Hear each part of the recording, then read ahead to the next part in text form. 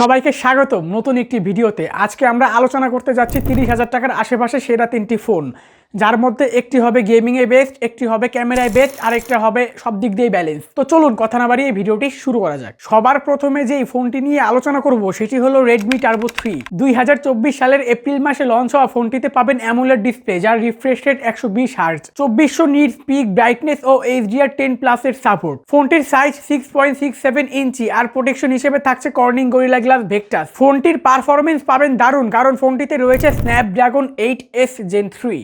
Budget হিসেবে প্রসেসরটি দুর্দান্ত result দিবে, বিশেষ করে গেমিং এ। ফোনটির main camera 50 megapixel with OIS, 8 megapixel ultra wide. ফোনটি দিয়ে আপনি সর্বোচ্চ 4K 60 FPS ও 1080p 240 FPS পর্যন্ত ভিডিও রেকর্ড করতে পারবেন। আর অন্যদিকে ফ্রন্ট ক্যামেরা পাবেন 20 মেগাপিক্সেল, যা থেকে আপনি সর্বোচ্চ 1080p 60 FPS এ ভিডিও রেকর্ড করতে পারবেন। ব্যাটারি হিসেবে রয়েছে 5000 mAh, সাথে পাবেন 90 ওয়াটের ফাস্ট চার্জার।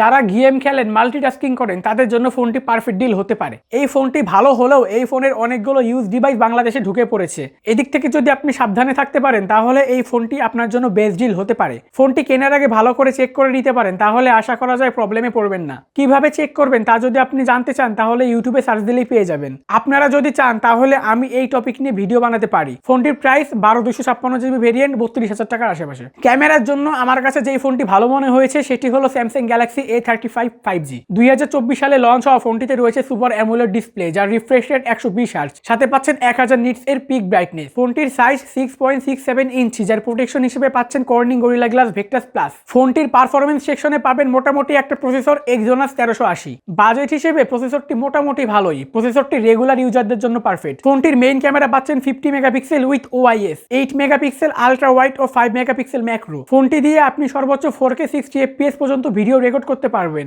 আর অন্যদিকে ফ্রন্ট ক্যামেরা পাবেন 13 মেগাপিক্সেল, যা থেকে আপনি সর্বোচ্চ 4K 30 FPS পর্যন্ত ভিডিও রেকর্ড করতে পারবেন। ব্যাটারি হিসেবে রয়েছে 5000 mAh, সাথে 25 ওয়াটের ফাস্ট চার্জার সাপোর্ট করবে। কিন্তু মনে রাখতে হবে আপনাকে বাইরে থেকে চার্জারটি কিনে নিতে হবে। কি আর বলবো, কিছু বলার নেই। স্যামসাং এর অ্যাপেল আগেও পকেট কেটেছে, এখনো কাটছে, ভবিষ্যতেও কাটবে। এবার আসা যাক কাদের জন্য ফোনটি। যারা ফোনে গেমিং করবেন না, কন্টেন্ট বানানোর ইচ্ছা, টুকটাক ব্লগ করবেন, যাদের ক্যামেরা ভালো লাগবে, বেস্ট UI এক্সপিরিয়েন্স লাগবে, তাদের জন্য ফোনটি পারফেক্ট ডিল হতে পারে। এই ফোনটির বর্তমান বাজার মূল্য 128GB ভেরিয়েন্ট, 32,000 টাকা। আমার কাছে যা একটু বেশি মনে হয়। যদি 27 থেকে 28,000 টাকার মধ্যে হতো তাহলে ভালো হতো। লাস্ট যে ফোনটি নিয়ে কথা বলবো সেটি হলো ব্যালেন্স ফোন। ফোনটি হলো Motorola Moto H50 Neo। 2024 সালের আগস্ট মাসে লঞ্চ হওয়া ফোনটিতে পাবেন LTPO OLED ডিসপ্লে, যার রিফ্রেশ রেট 120 হার্টজ, সাথে পাচ্ছেন 3000 নিটস এর পিক ব্রাইটনেস। ফোনটির সাইজ 6.6 ইঞ্চি আর প্রোটেকশন হিসেবে থাকছে Corning Gorilla glass Victus plus. ফোনটির main camera 50 megapixel with OIS, 10 megapixel telephoto, যা থেকে আপনি 3x অপটিক্যাল জুম করতে পারবেন।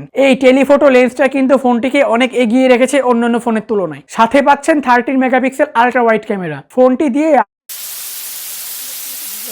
ব্যাটারি হিসেবে রয়েছে 4310 mAh, সাথে পাচ্ছেন 68 ওয়াটের ফাস্ট চার্জার। ফোনটি সবকিছু ভালো হলেও ব্যাটারিতে কিন্তু পিছিয়ে থাকবে। এবার আসা যাক ফোনটি কাদের জন্য। যারা ব্যালেন্স ফোন চাচ্ছেন, ফোনটি নিয়ে মোটামুটি গেম খেলবেন, ছবি তুলবেন, ভিডিও করবেন, ব্যাটারি ব্যাকআপ নিয়ে তেমন একটি সমস্যা নেই, তাদের জন্য ফোনটি পারফেক্ট ডিল হতে পারে। ফোনটির প্রাইস 8256 33,500 টাকা। ভিডিওটি কেমন লাগলো কমেন্ট বক্সে জানিয়ে দাও। যেই ফোনগুলো নিয়ে আলোচনা করলাম এর বাইরেও অনেক ভালো ফোন আছে, বাট ফোনগুলোর বয়স অনেক বেশি হয়ে গেছে দেখে ফোনগুলোকে রেকমেন্ড করলাম না। মার্কেটে এর বাইরেও অনেক ভালো ফোন আছে, আপনারা চাইলে সেইগুলো দেখতে পারেন।